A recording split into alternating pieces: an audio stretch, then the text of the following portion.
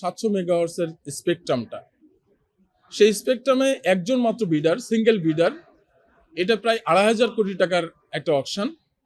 কিন্তু দেখা যাচ্ছে যে 1.5 মাসের মধ্যে তড়িঘড়ি করে এই অকশনটা করা হচ্ছে।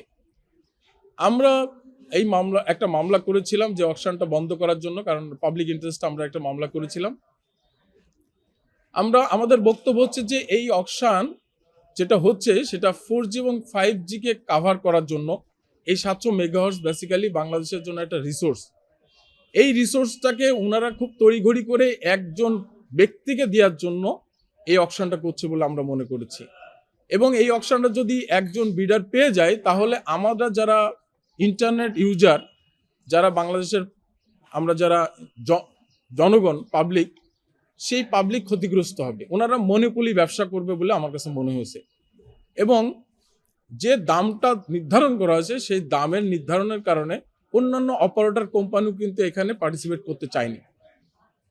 তো অন্যান্য পার্টিসিপেটরা যখন পার্টিসিপেট করে নাই, সেই কারণে এটা কিন্তু এককভাবে একটা প্রতিষ্ঠানের কাছে চলে যাচ্ছে এবং মার্কেটে কোনো কম্পিটিশন নেই। এবং আরও একটা জিনিস দেখবেন যে গ্রামীণ ফোন, সেই গ্রামীণ ফোনের বাংলাদেশের শেয়ার কতটুকু এবং বিদেশি শেয়ার কতটুকু, মার্কেট কম্পিটিশনটা যেন থাকে।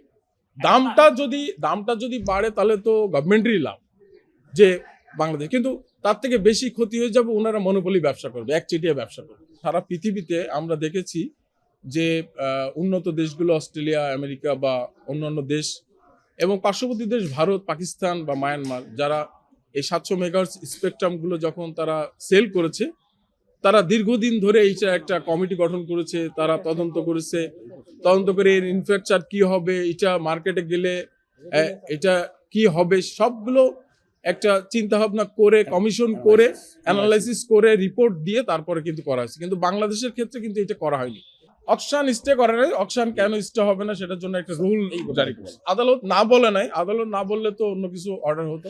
তো আদালত বলছে যে আদালত রুলের টার্মটা হচ্ছে যে কেন এটা অবৈধ ঘোষণা করা হবে না বা এটা কেন বন্ধ করা হবে না।